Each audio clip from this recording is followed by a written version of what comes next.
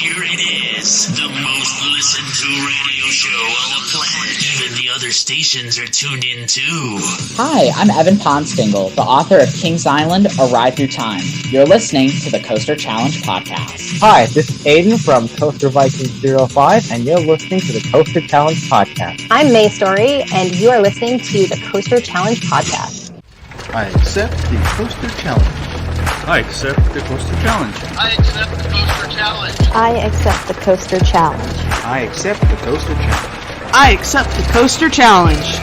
I accept the Coaster Challenge. I accept the Coaster Challenge. I accept the Coaster Challenge. Do you accept the Coaster Challenge? What is the Coaster Challenge?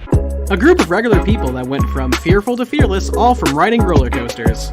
So please secure your hats and glasses. It's time to take the Coaster Challenge. Here are your hosts, David Cantu and Jenna Gazelle. Hey, how's it going, Jenna? Great, how's it going, Dave? Going good, going good. Great to be back right here in the studio with all you guys today. Right? I'm so glad we got through our break. There's been one well-deserved needed break for all of us. I will have to say this fall has been a very extremely busy fall season. A lot better than last year, I'll tell you that. Oh yeah, by far. So how did you enjoy your Thanksgiving? Busy.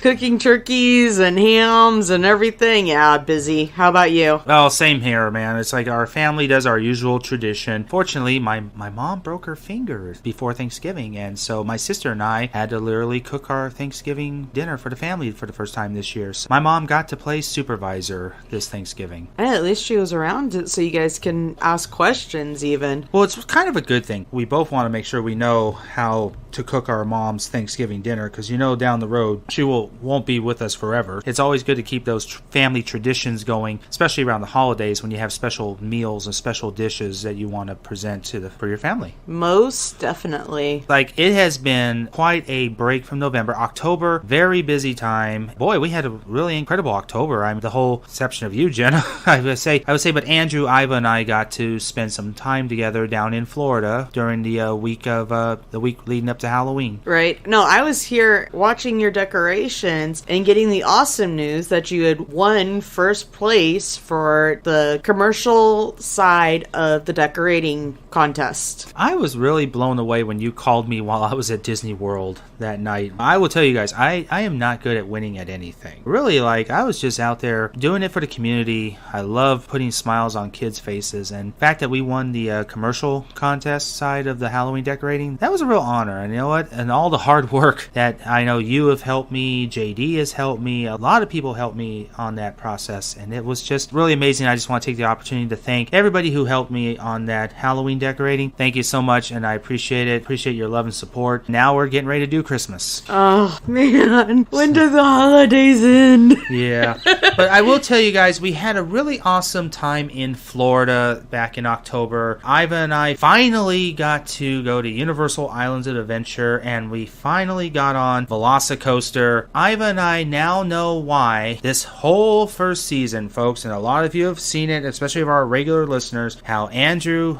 would always talk about Velocicoaster. It's always about Velocicoaster. Well, I will tell you guys, Velocicoaster became me and Iva's new number one coaster in all the coasters we have written. So I will say a little special shout out to Andrew that we actually have a very special group of people in the studio right now to sing to you a very special apology. We are sorry, oh so sorry, very sorry, oh sorry, we'll never do it again. There, you're happy, Andrew? We are truly sorry that we annoyed you about Velocicoaster. Now we fully understand why you have not stopped talking about it, because I will tell you folks, if you haven't ridden Velocicoaster yet, yes, that coaster is completely insane, Jenna. It is like the Goldilocks coaster. This coaster was just perfect. It was smooth, comfortable. You could be stapled on this thing and still be comfortable. Intense, the speed, the launches, the top hat, the Heartline roll, the Morsasaurus roll they call it, and the theming. It was just an all-round perfect coaster. I was just blown away. I would say on my first time riding it, I was in the front row. In fact, the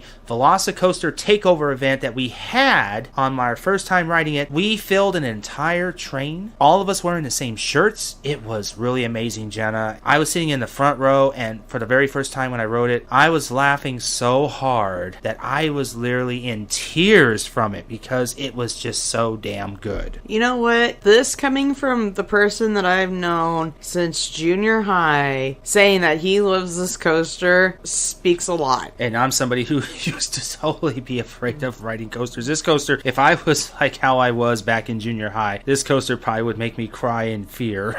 You wouldn't have even gone on it.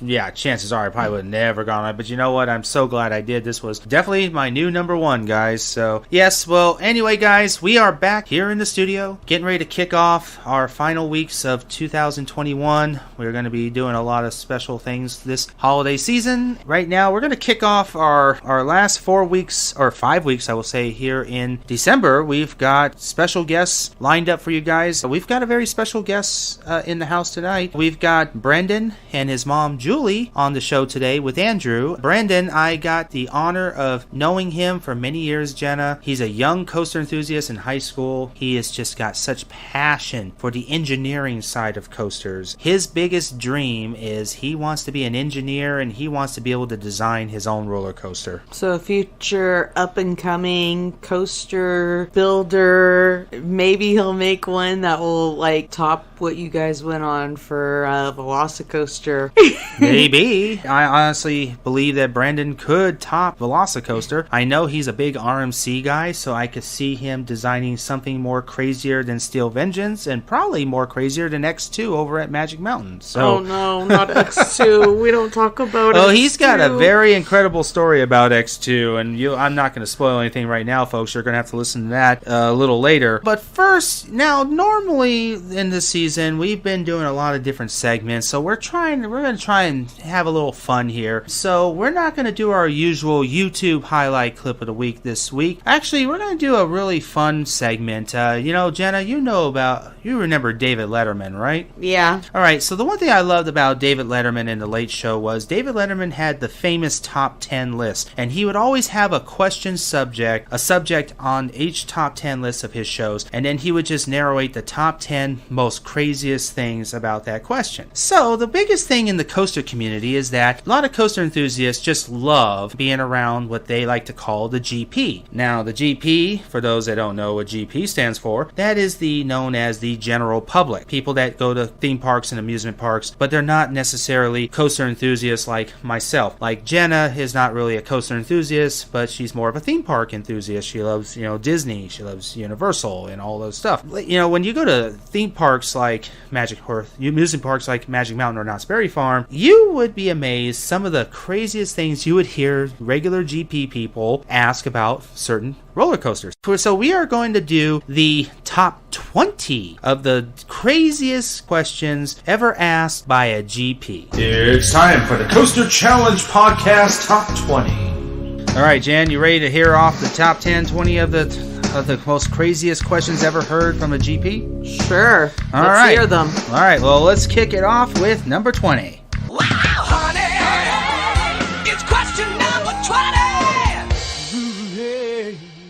All right, the question at number 20 is, I want to go on something more exciting than X. Oh, no. Oh, that's a good one. All right. Okay. All right, let's head up to the next one. He's mean.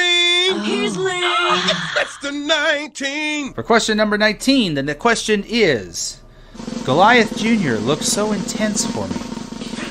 Okay, like, I don't even have words for that one. I'm sorry. I really don't.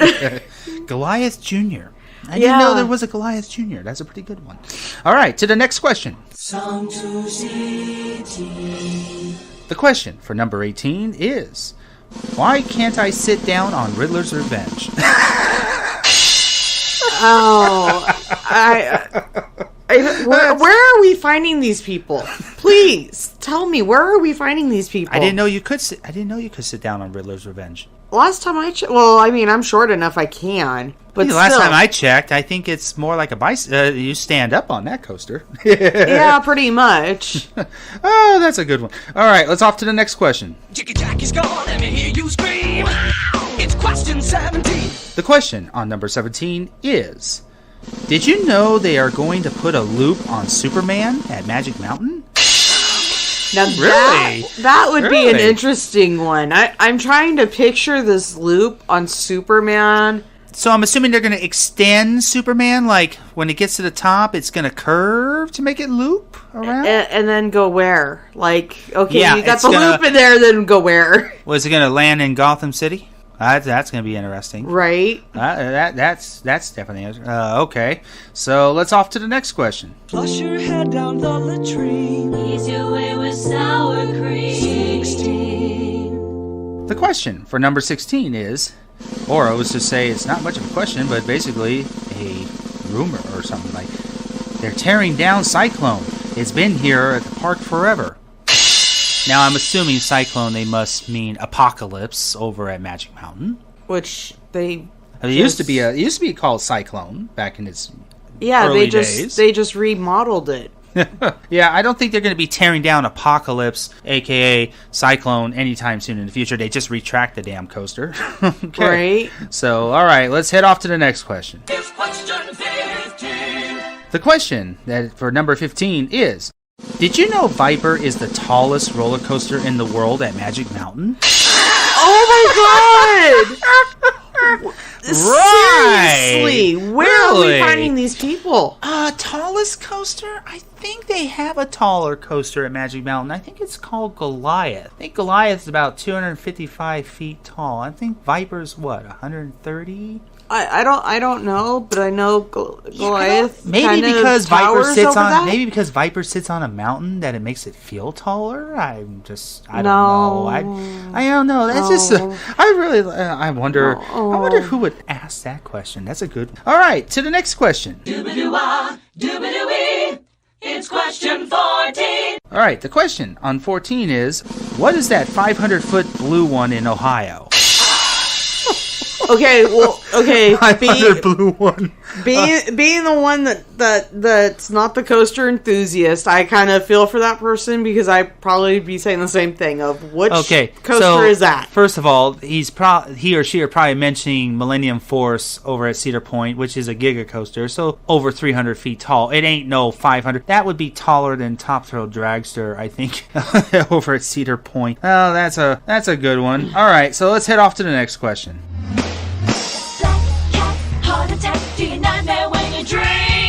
Are you feeling lucky? It's number 13. The question for number 13 is, Supreme Scream used to be 200 feet. They extended it last year. Okay. Supreme Scream is the drop tower over at Knott's Berry Farm. Used to be 200 feet. How?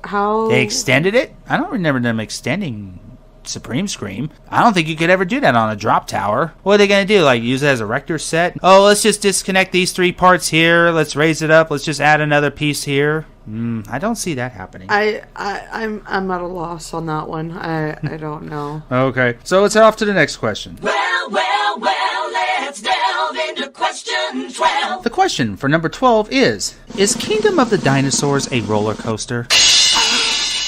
Okay. Kingdom of the Dinosaurs, isn't that like one of those, like, something you would see at Disney walking through? Yeah, I was thinking Kingdom of Dinosaurs was the animatronic thing that they had walking around. You walk through like a park setting, something like. Because I've never seen something like that at Cedar Fair. They had a whole thing about the dinosaurs where you can just walk and see them all through walking trails, pretty much. All right, so the next question. 11. The question for number 11 we have from the GP is, it's not still owned by Six Flags. Have you been living under a rock? Oh, okay. Knott's owned by Six Flags. There's a big difference between Six Flags and Knott's. You can tell the difference between a Cedar Fair park and a Six Flags park. I would say the Cedar Fair parks are a lot more cleaner, more themed, better. I'm just going to go with this person must have been living under a rock. Yeah, for a long time. A very long time. Very long time. All right, to the next question. The question for number 10 is Busch Gardens in West Virginia?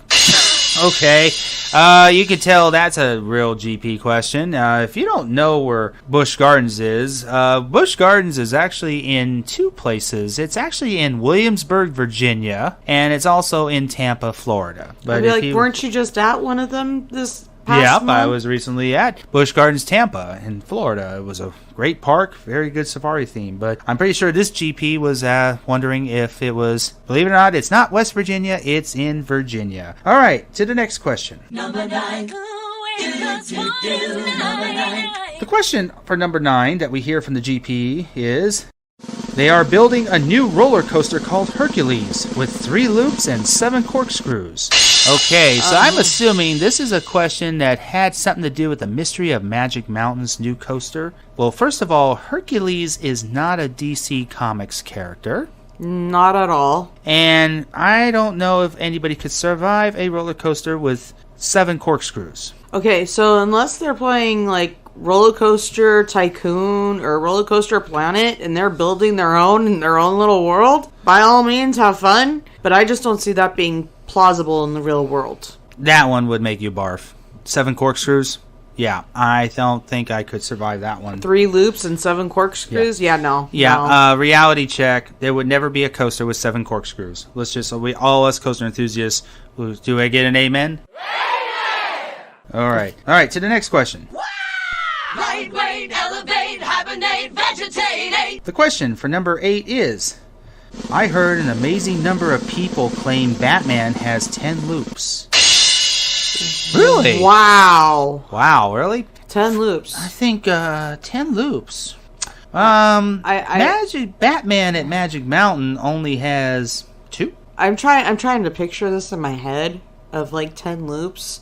I don't even think it would make it past like loop number 3. Unless it's unless he's talking about a Larson, like one of those loopers, like the big circle where the train keeps going around and around and around. And maybe, I don't think Six Flags doesn't have, they have them, but they don't call them Batman. They call them like Daredevil or stuff like that. Okay. I'm just trying to wrap my head around that one. Yeah. Okay, moving on. Moving on. Let's off to the next question. Dabba-dooba-dabbin', question 7. The question in number 7 is this coaster wireless?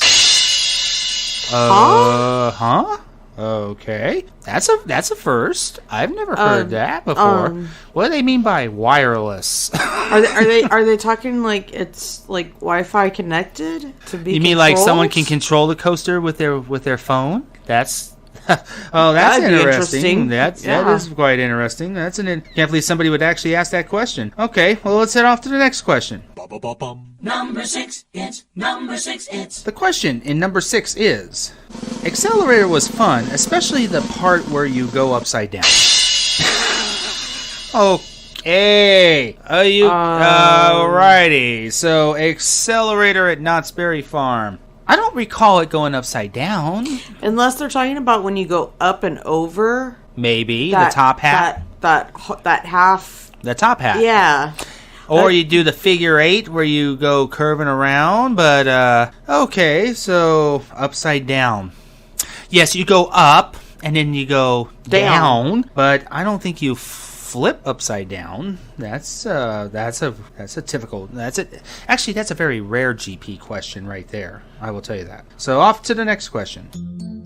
Question 5. The question for number 5 is, will this ride make you throw up?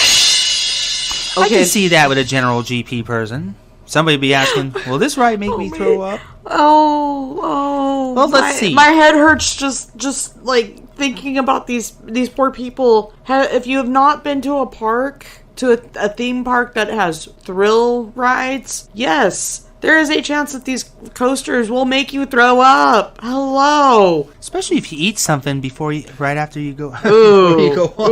No, don't make that mistake. Yes, to the GP that are listening, if you literally want to throw up on a coaster, I suggest you eat a big meal and then you go on Tatsu over at Magic Mountain and then watch everyone. I think everyone has had a chance of throwing up at the end of that ride. Oh, God, no. No. All right, let's head off to the top 4 of these top 20. The question for number 4 is, how do I stop it if I don't like it? Okay, so that's a good one. So I can see some smart aleck kid sitting there saying, well, if I don't like this roller coaster, can I just stop and get off? I think once you get up the top of the lift hill, it's all free. The free ride there, it's not going to stop. No, that'd be like telling them that there was an emergency pull cord that they could pull on to make the ride stop in mid-loop. Yeah. Sorry, folks. Once that coaster gets in motion, you cannot stop it unless it gets stuck. All right, to the number 3. Here's question number 3. The question for number 3 is, how often do you have to paint the whales to keep them looking like that at SeaWorld? Wow. Yes, I know the whales at SeaWorld are very shiny, but they don't paint whales. No, and I think PETA would have a field day with that one right there. I'm sorry, but yeah, no. I don't even think they polish the whales. They don't need polishing. Their skin is so nice and slick that it stays shiny like that. They feel like rubber. If you ever touch like a whale, a dolphin or a whale, they feel like rubber. That is the most interesting question I've ever seen ever. All right, to the number 2. Whoop-de-doo! It's question number 2. The question, number 2 is, does this coaster go upside down? Which coaster are they talking about? Good question. Like, there's a number of them that go upside down. Even Twisted Colossus. Viper, X2, Tatsu, Revolution, Batman, Riddlers. Gosh, just about all of them. I think the only one that doesn't go upside down is Superman, Ninja, Ghost Rider, Accelerator. Back to our previous one. Yeah, there's quite a few, but I can see somebody low IQ in this queue line saying, "Does this coaster go upside down?" That would, I have a funny feeling that would be a common one. If you don't want a coaster to go upside down, go on the kiddie coasters. Then you're safe. And now we get to the final number 1. Ready for some fun? It's question number 1. Oh yeah! Then the question is, what is Cedar Point? Coaster Challenge Podcast Top 20. All right, so Andrew is standing by with our special guests today. We've got Brendan and Julie on today. Got an incredible story there, Jenna. So take it away, Andrew. Thank you, David and Jenna. This is Andrew, one of the producers of the Coaster Challenge podcast. I'm once again here with you, talking to Coaster Enthusiast and actually a couple of people today. Today I have with me Julie and Brennan. Welcome to the podcast, Julie and Brennan. Thank you. My name is Brendan. I am Julie's son, and I'm her little coaster maniac. Nice. And how old are you, Brendan? 16. 16. Okay. All right. So you're still fairly young coaster enthusiast. Okay, great. And we'll talk a little bit about kind of your first coaster experience and so forth. And actually, we can kick off with that. Let's talk about your very first coaster experience. And again, if you're pretty young, maybe Julie can kind of help shed some light. What was your first coaster you ever rode? If I had to think as far back as I can possibly remember, I would say Magic Flyer at Six Flags Magic Mountain. And that was back when even Superman was still facing forward and painted all white. Deja Vu was still there. That is correct, and he wrote it so many times. from the very first time he rode it. He marathoned it so many times, nosebleed. Wow. His first experience was a nosebleed. Wow. And how old were you when you rode that? 3. 3. Okay. So about 13 years ago. Magic Flyer, because I'm embarrassed to say, Magic Mountain was my home park for years. A couple of times. I lived in San Diego 2 different periods in my life, and I've been there many times. I have been on, I think, at least one of the junior coasters there. Where is Magic Flyer still there? Yes, it's in Whistle Stop Park, right next to Looney Tunes World. Okay, because I've been on Roadrunner Express. I think that's the one junior coaster I've been on there. But I just don't remember that one. But I'm not one of those enthusiasts that always rides all the kiddie coasters to get extra credits. I don't go too crazy with that. But okay, so your first coaster when you were just 3 years old was a junior coaster. Okay, I got it. And you were obsessed with that one. It sounds like from what your mom was saying. Yep. Nice. How soon after that did you go on to your next coaster? What was that? I'm not quite sure. I definitely do remember one of the earlier coasters was Dino Coaster at Legoland San Diego. Oh, yeah. Yeah, sure. Okay. All right. Well, let's, obviously it's been 13 years since your first coaster. Obviously, I know you're a big time coaster enthusiast and a fan of our channel, which I very much appreciate. So let's kind of jump ahead of that first coaster. And why don't you tell me about whenever it's been, it could have been right after that, it could have been a year ago, a month ago. What coaster has scared you the most before you got on it? Easily, by far, X2. I know that's a popular answer on here, and for good reason. I knew you were going to say that. Because Magic Mountain and David, I was making a look. I saw David there, who's of course always producing these shows here with us. I don't know how much of our back catalog of episodes you guys have had a chance to listen to. X2 has been a very popular topic on this show in terms of, I brought it up in one of our very first, I think actually was our very first episode. And then numerous guests have brought it up as either a favorite coaster or a coaster that scared them a lot. It's definitely very, very up there. So let's talk about X2. Tell me what was going through your head, what you were feeling that first time you rode it, as you were going, approaching the station, maybe even just getting to the park, because X2 is still Magic Mountain's flagship coaster. It's right there up front as you're driving in, and then you're in the park and you're walking over towards it. It's a very tall coaster. It's very right there in front and center, almost 200 feet tall. And then, of course, you're online for it. You can see it, you can hear it. So you have a lot of time to anticipate and, be nervous about it. So talk to me what was going through your head through all of this. In the few years before I rode X2 and was a somewhat frequent Magic Mountain visitor, I wouldn't really think much about the ride because, in all honesty, when I saw it in person, driving up to it, it didn't look like it was 200 feet tall, and it didn't even look like it was moving very fast. That's kind of, I feel, a very important part of the ride. It's supposed to be very deceiving. Right. Good point. So in those aspects, at least, weren't intimidating, but you said it was the one you were afraid of the most. So what aspects of it were scaring you? Again, with the deceptive stuff, when you're seeing it at first, you don't think much of it, or at least I didn't. But when you're in the queue and you finally get to see just how far that lift hill goes, you start to question things. And then you hear, oh, the ride has audio on the trains and the seats rotate. Brendan was pretty obsessed with X2 for a long time before he rode it. I'm probably guilty of kind of encouraging him to ride it that first time. I had been on it before. I got him to come on with me. I felt it was a mistake. The second we were sitting in the seats, he was very angry.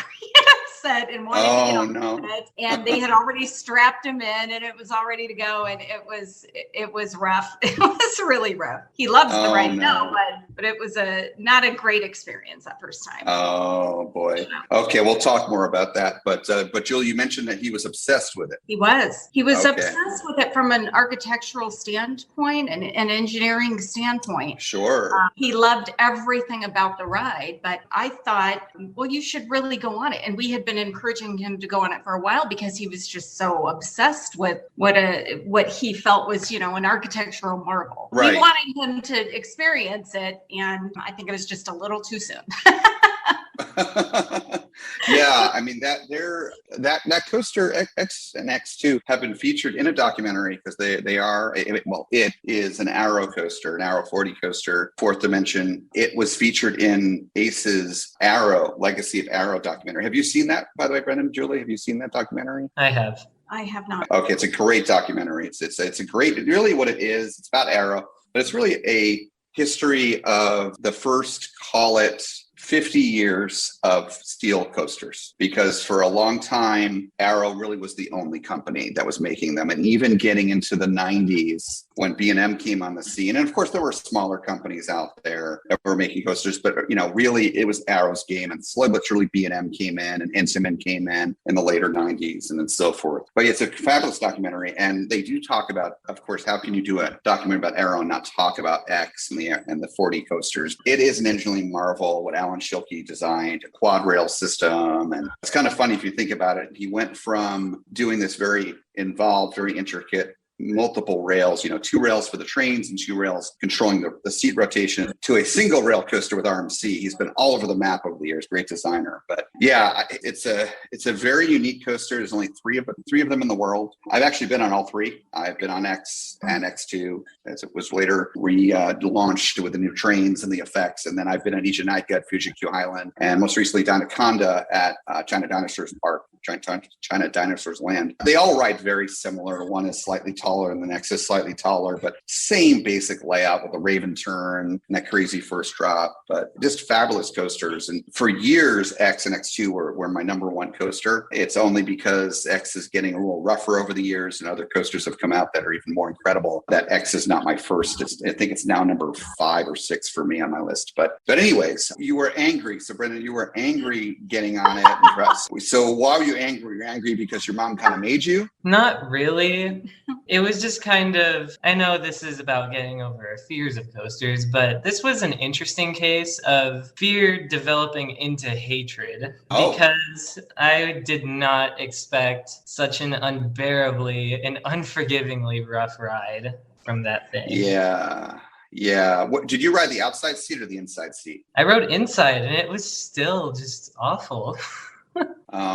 Well, especially for someone like you. So Brendan, are you into science? Do you like science a lot? Yes. Okay. I had a feeling because of the kind of interested in the engineering side, because I am an engineer. I love science. I've always loved science, and science is amazing. Technology is amazing. That's all great. The engineering, I'm guessing you find engineering of coasters in general, how they work, like launch coasters, and find that all fascinating, right? Yes. So yeah, same here, of course. Again, same reason. So I mean, I wish you could take a time machine. I mean, a lot of us as coaster enthusiasts, we wish we could have time machines because, Volcano, some people have not gotten to ride Volcano. Now it's gone. And, other coasters like that. Or even in this case, you can ride X2, you have. But I wish you could take a time machine and go back to late 2001, early 2002, when X first opened. Ride it, because that's when I first rode it. I rode it in season pass previews. And again, it was either very late 2001 or early 2002 when it opened. Back then with the original trains and it was brand new ride. It didn't have any maintenance issues yet. Smooth track. It was incredible. That made it my number 1 back then, by far, back in the early 2000s. But it was smooth. It was super smooth. Even the newer trains that Magic Mountain put together for the relaunch with X2, sure, lighter, everything they've done, it's a Six Flags coaster. It's a Six Flags park, and they're not going to have the money or be able to put the resources in that say Universal or Disney would to the budget to really keep it up and keep it smooth. So that first ride, we're talking about fear, understand that you were afraid of the ride. You saw how big the lift hill was, but then actually riding it, you got upset because of how rough it was. Yeah, I have never had a coaster beat me up so harshly to the point where I was in tears. Yeah, so you were in tears over it, really. So were you angry? Was the anger? Let me make a guess here. Was the anger because you were so looking forward to this coaster and had been obsessed with it for years that it was a letdown in this way? Partially. Okay. So partially was a letdown. What was the rest of it? Just literally the pain that it caused you? Yeah, it was almost traumatic, really. Like, that's why I was crying. It was Like, I was looking forward to it for so long, only to just be absolutely bashed in the head the entire time. He was definitely traumatized. Wow. Now, how old were you? How long ago was this when you did Road X2 for the first time? I wrote it in November of 2014. Oh, okay. So 7 years ago. So you're like 9 years old, 10 years old? 9 years old. 9 years old. Wow, that's pretty young for that ride. Okay. Have you ridden it since then? Yes. And now I love it. Okay. Now, is part of why you love it now is because you know what to expect, and kind of the whole thing about how us as coaster enthusiasts, we kind of learn how to ride coasters and what to expect? Yeah, that's a very big part of it, because I don't think POVs do this ride justice, even mounted ones. It is shaky, and you have to know pretty much exactly how to move your head and legs the entire ride. And where to sit. Yes, especially your head. Yeah, I agree. And again, it's really unfortunate because I so wish that you could have ridden it in its earlier years, but at least you still enjoy it. Now you've come to enjoy it. Yeah, that's great. Were there any parts of the ride once you were on it that first time that were scaring you at that time? Well, I think it was, once I got to the drop, I didn't mind so much, but the lift hill, again, the size of the thing, you don't realize it at first, but then when you're actually on it or seeing it from a different view, you are way up there and you can see the entire park. Even mountains. Right. It's true. What do you think of the first drop? The first time I rode it, I'm assuming? Yes. For the first second that it happened, I was terrified. Right. As it kept going, I was like, oh, this is cool. And then my head was brutally destroyed for the rest of the ride. Yeah, gotcha. I hear you. I asked about that first drop because X and X2, they have been collectively the one coaster that has scared me the most over the years. It was not my first upside down coaster or my first coaster by any stretch. And to this day, getting on that ride, I get on it. I'm not scared to get on it. But that first drop, it's terrifying. It's a fight or flight mechanism going on there. You're restrained in. But the way in which that first drop happens, how you flip over and you're facing straight down and you can't see anything. It's just you're heading for the ground really fast. And it's a pretty tall drop. That is on the one hand, in my opinion, pretty much the best first drop ever in a coaster. And at the same time, it's very frightening, very scary. So you get off the ride, you're angry at it, your head is hurting. By the way, did you ride it earlier in the day or later in the day that first time? Later. Did you ride anything else afterwards, or had you had it because what happened to your head? I was so done that we just decided to leave the park. Got it. Well, I'm glad to hear that, you didn't have your whole day ruined, because I've gone to parks. I've never had a problem, but I've gone to parks with other people. Magic Mountain, in fact, I went with someone a number of years ago. He had never been on Green Lantern. I had. I liked it. He had such a horrible experience. That was the first ride. We left. He could not stay after that. So, and David's probably laughing right now. So, because David, he's hand to his head because he hates Green Lantern. So he's so glad it's gone. But anyway, okay. So you left the park, but obviously, things settled down for you ultimately. But let's talk about the fear aspect of it. So you had all that fear. You even understandably had that fear going down that first drop for that first second or so. After you got off the ride, aside from being angry at it and the pain, talk to me about how in the way that you faced your fears and got on the ride. How did you feel about that, about conquering your fears? It did feel pretty incredible because, again, it is just such an intimidating and unexpected ride. And I rode it at such a young age. Like, this thing is a monster, and I rode it that early. I didn't like it, but I did it. Did you feel accomplished? Yes. Yeah, nice. Yeah, 9 years old. My first coaster, my first extreme coaster, first upside down coaster was Great American Scream Machine, another Arrow coaster, much like Viper at Magic Mountain, but this was at Great Adventure, New Jersey, where I grew up. And I was 17 when I conquered that one. You were, half my age at that time. When you conquered X, I can't even imagine going on X when I was 9 years old. My hat's off to you. That is, and again, I know Julie helped. So my parents, when I was a kid, my dad was kind of was into coasters. My mom wasn't. So I didn't have really a coastering family. It was my friends that ultimately got me into it. Okay. All right. Well, interesting to hear about your X experience. That's kind of unique. A little bit, for the most part, not surprising. You're 9 years old. You've ridden X. You've conquered that fear. Did riding X, conquering that fear, did that have any kind of impact on your life? Did it affect you in terms of the coasters you rode next or anything like that? After I rode that, nothing scared me. And I mean nothing. Okay. I think, yeah, same.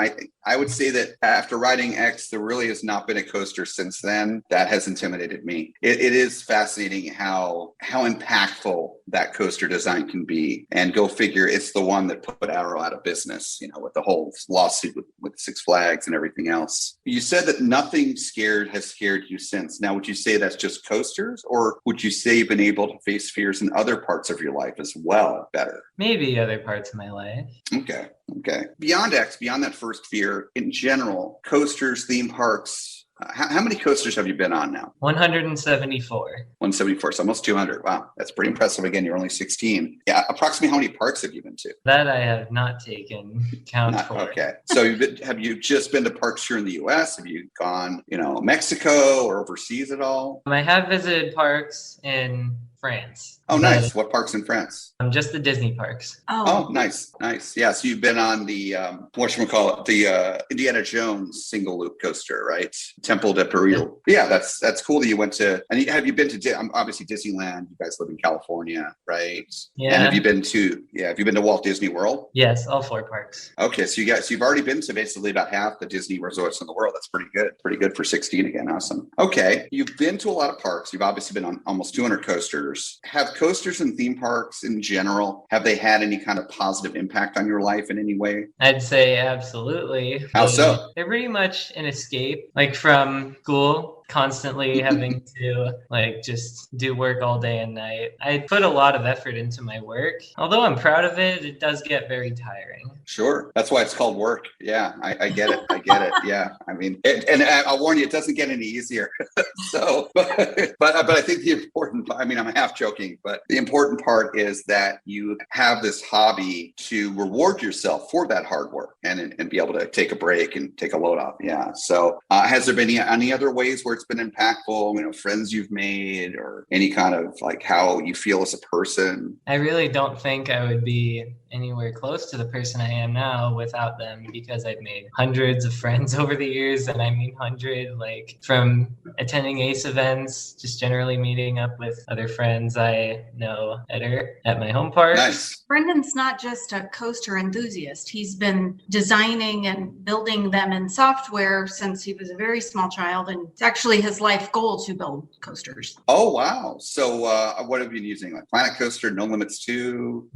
Both of those. Nice. What about Roller Coaster Tycoon? Maybe back in the day, right? Right. Yeah, I know it. I've played with some of those things. I have Planet Coaster for my PlayStation 5. I haven't had a chance to play it because I've been so busy. But yeah, that kind of stuff's fun. I love simulations and building things and kind of imagining things. Very impactful level. At the end of that, you would like to be a roller coaster designer? Yes. Nice. You're in high school, right? So you're what, a sophomore, a junior? I actually just graduated from my junior year, so now I'm a senior.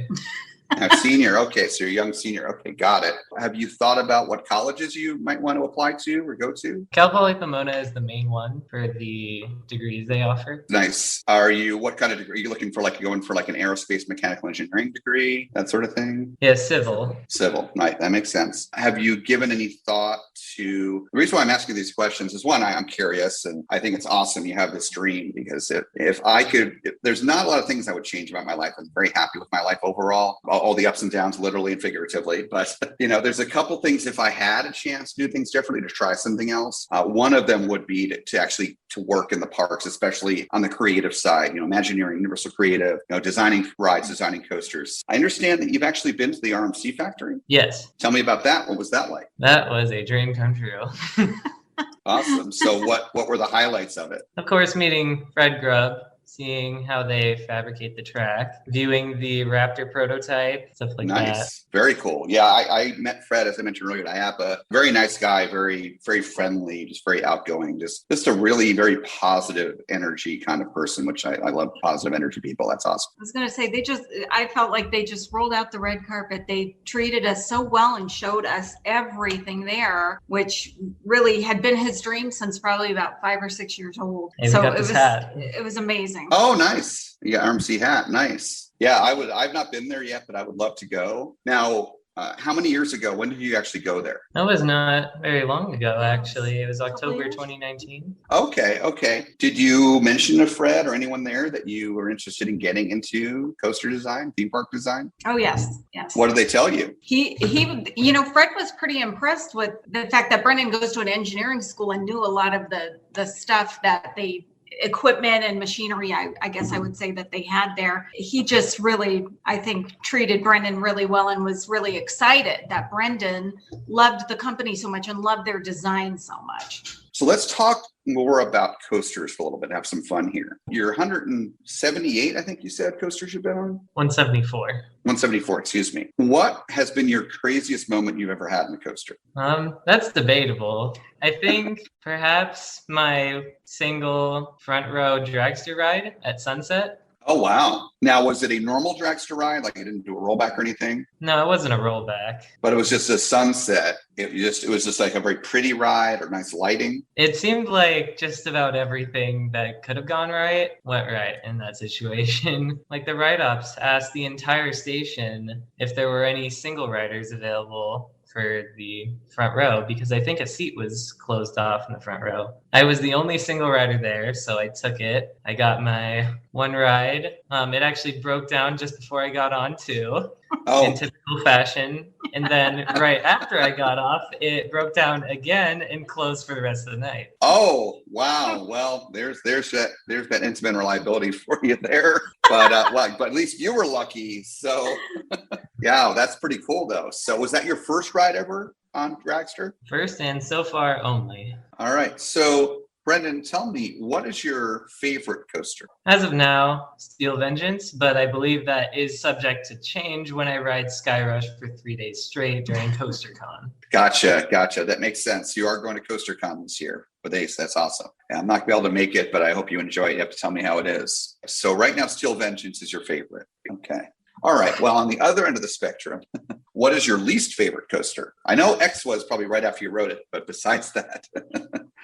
That's a tough one. I don't really find any coasters I dislike very much. I mean, I would probably name an SLC, but to be honest, I actually have learned to enjoy those. The Ghost Rider is good now. I did ride it in late 2014, and it was pretty bad. Oh, before the retracking. Yeah.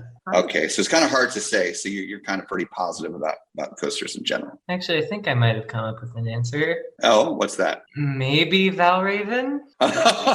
Really? So why Valraven? I've just found that it's a very disappointing ride. Granted, I didn't even have many expectations going in, and I was still let down. You're not the only one. I've been on, I think 5 or 6 B&M dive coasters. I'm not a big fan of them in general because, quite frankly, they're a little bit on the boring side for me. They don't usually have very aggressive elements because of the trains, and it would be challenging to make like an Intamin style blitz coaster, say, with those wide trains, but that'd be a challenge. But anyways, they're fun, so I totally get it. Well, thanks for giving us some of your opinions there. One last thing I would ask you is, what advice can you give those that are listening? Maybe if you're trying to slowly transition into riding bigger and bigger coasters, don't go 0 to 60 and ride X2 at the age of 10.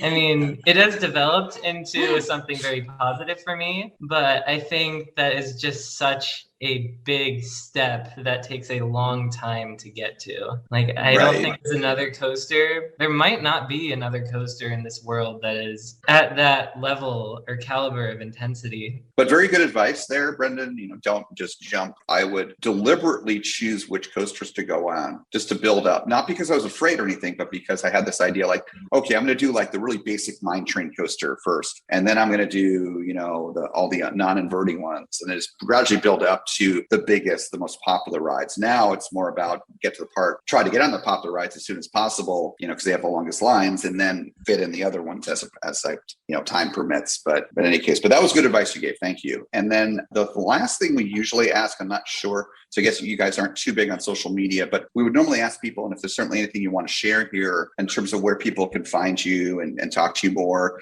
if you had a website, a podcast like we do, YouTube account, Facebook, Twitter, Instagram, social media, Is there anything you want to share in that regard? I do have an Instagram. It is Coasters Incoming. With a K, Coasters. Coasters Incoming. Okay, I'll have to see if I'm following already. So I'm already following your mom, so I'll have to check that out. Thank you. In my profile picture, you'll see me enjoying a ride on X2. So not your first ride. Got it. You were not 9 years old in that photo. Got it. Okay, very good. Well, thank you very much, Julie and Brendan, for chatting with us today and sharing some of your experiences. And I'm excited for you, getting into college and hopefully getting your dream job of working in the industry and maybe even designing some of our next favorite coasters. So thank you for joining us. Thank you for having us. All right. Well, thank you so much, Brendan, Julie, and Andrew. That was an incredible story. And Brendan, I hope you can reach for the stars and, reach for those dreams. And I know that you are going to be the next Alan Shelkey. And I think you're going to be a great engineer. And I think you're going to do a really good job and be in designing that special coaster that I hope that we will all get to experience in the future. So keep at it. Keep living the dream. You will get there, my friend. The sky is the limit for you. The sky is definitely the limit. So it was a really incredible story, guys. Thank you so much for taking the time. We've got very incredible episodes coming up starting next week. But Justin, how can they find us available on social media? If you enjoyed today's episode, be sure to like and subscribe wherever you get your podcast. And if you want to see more from us, we upload every Friday. And check us out on Facebook, Instagram, Twitter, YouTube, all at Coaster Challenge. Links in the description. Thank you, Justin. So yeah, guys, make sure to hit that subscribe button. Make sure to send us give us a review on your favorite podcast network that you're listening to us on. We definitely could really use the reviews. Please give us a 5-star rating or give us 2 thumbs up. We really appreciate that. If you have any questions, you can also email us at coasterchallengeusa@gmail.com. And in the meantime, I really want to thank you guys. But this is David Cantu, Jenna Gazelle, and we'll see you all next week right here on the Coaster Challenge podcast.